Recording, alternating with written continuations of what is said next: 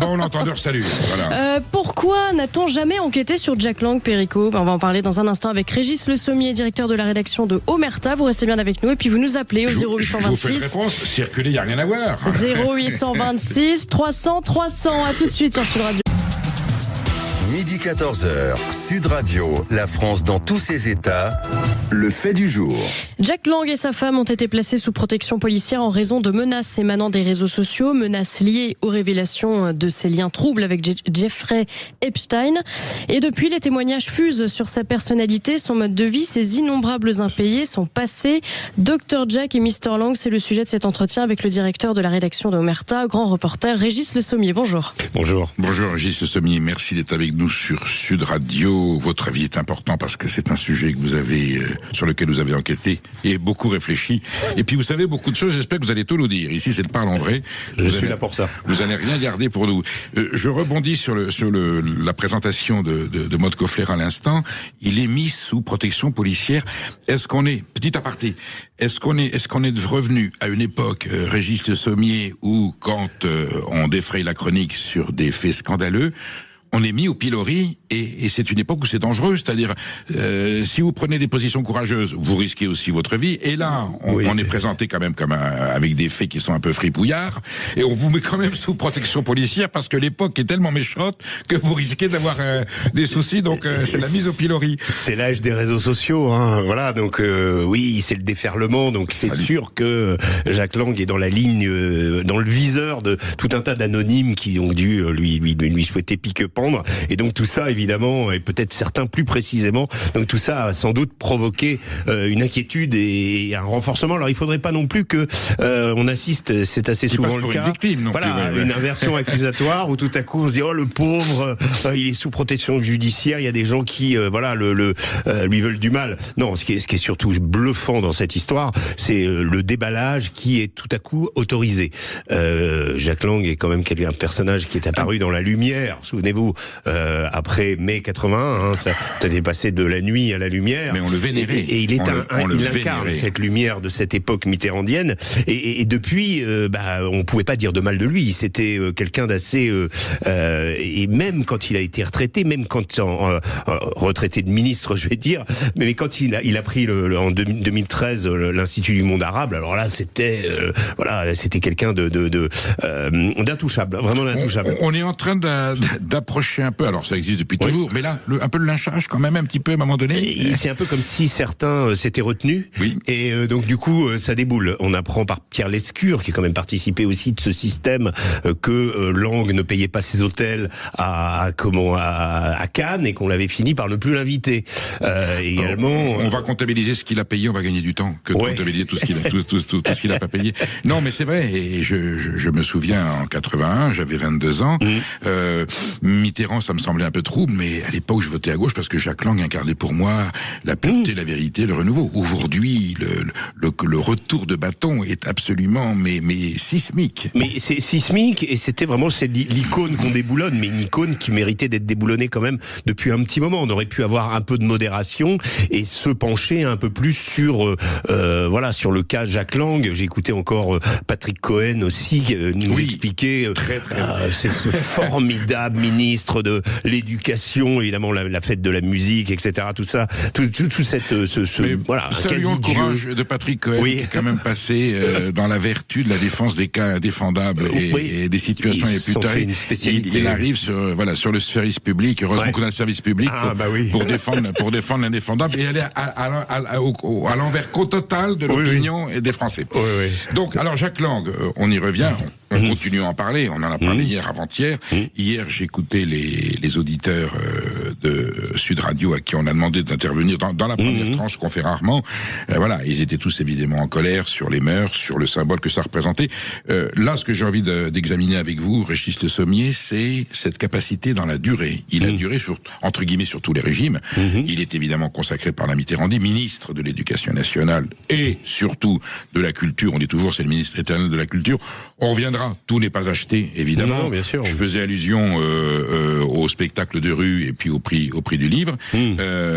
Et ensuite, il passe Chirac, Sarkozy, Hollande. Il est là, il est consulté, il est installé. Il se maintient à l'Institut du monde arabe contre Le Briand, qui est tout à fait respectable aussi pour occuper ce poste.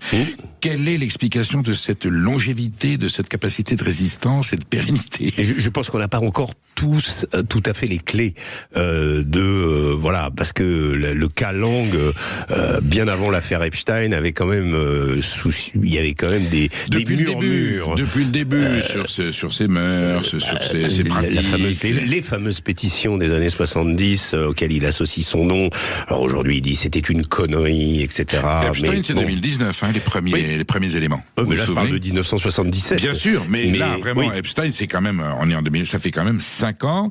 Et dégagé, il n'y a rien à voir, la poussière sous le tapis. Et là, tout d'un coup, ça sort, et on a les 3 L.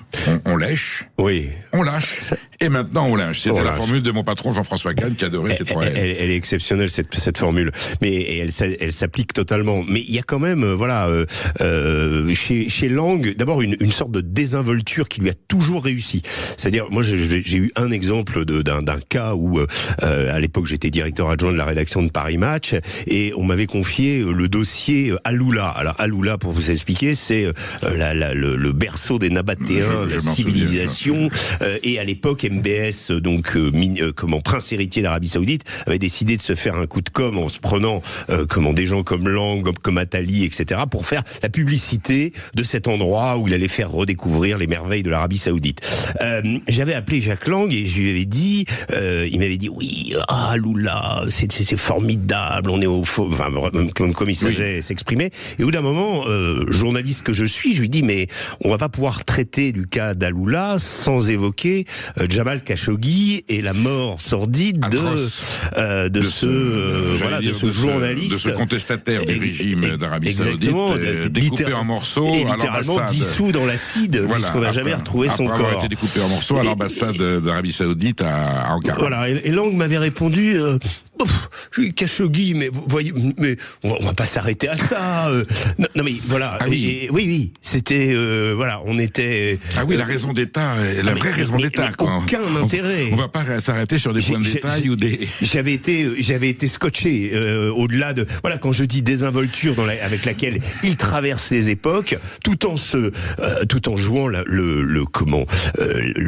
l'incontournable, tout en jouant le maître des arts, le maître des civilisations, etc. Et ce qui est terrible aujourd'hui, c'est que dans ce lynchage, qui n'est, à mon avis, pas encore complet, on découvre un personnage extrêmement pingre, extrêmement qui payait pas ses notes, comme je le disais. Et il y a quand même une citation qui est dans les dossiers de Jeffrey Epstein, où il dit, je vous la cite parce qu'elle est quand même exceptionnelle, il dit « Cher Jeffrey, merci pour Avignon, même si nous... » Je n'imite pas, mais j'ai un petit peu quand même. « Même si nous n'avons pas pu partir, votre générosité est infinie. Puis-je encore abuser de vous? Je suis invité par le prince Aga Khan au dîner qu'il offre pour les 80 ans de son frère ce mercredi 13 septembre de 20h à 23h. C'est à 60 km de Paris. Si votre voiture était libre ce mercredi soir pour nous transporter, excusez-moi d'abuser de vous. Encore toutes mes excuses avec mon amitié. » Fabuleux.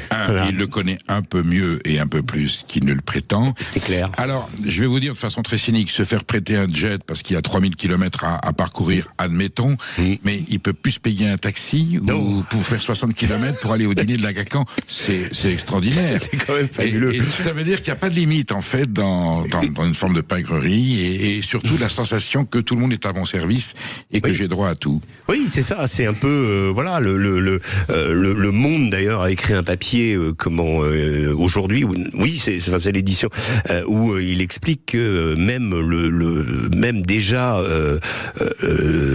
quand les révélations étaient faites par Mediapart, oui. Ils ne se sont absolument pas concernés. Les gens du Monde lui disent mais attendez, il y a quand même votre fille, etc. Il dit non, mais je ne suis accusé de rien, je ne suis coupable de rien, etc. Et voilà. Je me souviens, car il était sur la sellette depuis le début, et même dès le début, dès les années 80, quand il est ministre de la Culture et de l'Éducation nationale, dans le cercle mitterrandien, l'ascension de la Roche de Solutré, il était là parmi les premiers. Et déjà, il y avait quelquefois des critiques qui étaient objectives. Et c'était le premier homme politique qui a utilisé le mot complot. Ah oui. Pour une raison qu'il n'en était pas, et c'est un complot. Et donc, dès qu'il y avait une entorse, une critique, une observation, il considérait il utilisait le mot complot, que c'était un complot. Peut-être est-ce là la clé de sa longévité. Voilà, c'est ça. D'accuser les autres, évidemment, si ça allait trop loin, évidemment, il parlait d'antisémitisme, puisqu'il est juif. Et pourtant, c'est quelqu'un qui a eu des positions, justement, sur cette question, sur Israël. C'est quelqu'un qui a eu du courage, qui a pris des positions. Je vous disais tout à l'heure, en tant que ministre de la Culture et de l'Éducation nationale, il prend aussi Éducation nationale, non, ça tous les experts m'ont dit catastrophe absolue, sauf qu'il arrivait après Claude Allègre. C'est lui qui valide la réforme Allègre, avec surtout l'arrivée des écrans. Il caresse les syndicats de l'Éducation nationale dans le sens du poil, et il reste comme un grand ministre de l'Éducation nationale. Or, c'est lui qui a mis en place les programmes qui, aujourd'hui, font que l'école est la fabrique du crétin absolu. C'est très fort. Il séduit Jacques Chirac, c'est-à-dire qu'il est capable de parler à tout le monde et de dire à la personne à qui il parle ce que la personne a envie d'entendre. Moi, je crois qu'il a réussi à se placer dans une posture de sage de la République. C'est-à-dire que c'est un personnage qui, au départ, arrive dans les wagons de la Mitterrandie et va progressivement intégrer finalement quelque chose de républicain. Ce qui fait qu'il est transmis presque comme un héritage à chaque fois. Vous savez, dans le substrat monarchique qui reste dans notre belle République, il incarne totalement ça. C'est un serviteur zélé et en même temps quelqu'un qui a pris une certaine importance, ce qui fait que je pense de président à président, personne n'ose le critiquer. Et à partir du moment où il se place comme directeur de l'Institut du monde arabe, à ce moment-là, il y a une sorte un aura, et il est reconduit malgré la candidature de Le Drian. Oui, tout à fait. Il est maintenu à ce poste. Tout à fait. Et là, il part. Je crois qu'il devait quand même partir prochainement, mais en tout cas, voilà, c'est la première conséquence. Mais on sent que c'est contraint et forcé. Il n'y a pas de remise en cause. Vous me direz, pour le moment, les dossiers Epstein n'ont pas révélé. Non, voilà. Non. Et je le dis solennellement, du point de vue français, les accusations sur des actes de pédophilie ou sur des mineurs n'ont jamais été avérées. Oui. Il n'y a jamais eu la moindre preuve ni le moindre indice. Et ça, je dois dire que pour l'instant, de dire ça, c'est dégueulasse. Il a son compte pour le reste. Oui. Voilà. Donc ne basculons pas dans un lynchage obscène. Il ne faudrait pas qu'il soit la seule victime expiatoire ou comment on va dire de ce qui pourrait sortir des dossiers Epstein. Qu'on pourrait profiter c'est le bœuf qu'on sacrifie aux piranhas pour laisser passer le troupeau. Disons, si ça ne donne pas lieu à une ouverture d'enquête, ce que demandent les victimes sur la question notamment de l'appartement parisien qui a eu accès, et pas simplement Peter Mandelson qu'on retrouve en slip kangourou avec une jeune femme à ses côtés dans ce même appartement. Je pense qu'il y a eu bien d'autres choses qui sont passées dans cet appartement qui ne servaient pas uniquement pour rencontrer des hommes d'affaires à Jeffrey Epstein. Et je pense que là, il y a des choses, puisque si on écoute les témoignages des policiers qui avaient effectué la perquisition en 2019 au moment de l'arrestation d'Epstein, les photos, les murs étaient recouverts de photos de jeunes filles nues et parfois très très jeunes. Nous conclurons en disant que Jacques Lang n'a pas le monopole du slip en kangourou. Nous avons connu d'autres cas, peut-être l'ancien patron de Sciences Po, vous vous souvenez, qui avait fini en latex. Richard, comment il s'appelait-il? J'ai oublié. Bon. Passons. À New York. Enfin, voilà. C'était à New York. C'est à New York. Voilà. Tout à fait. Les facéties de la République ont encore quelques beaux jours devant elle. Merci Régis Sommier d'avoir témoigné. Merci beaucoup. Et s'il y avait du nouveau, bien entendu, nous ferions appel à votre savoir et à votre compétence.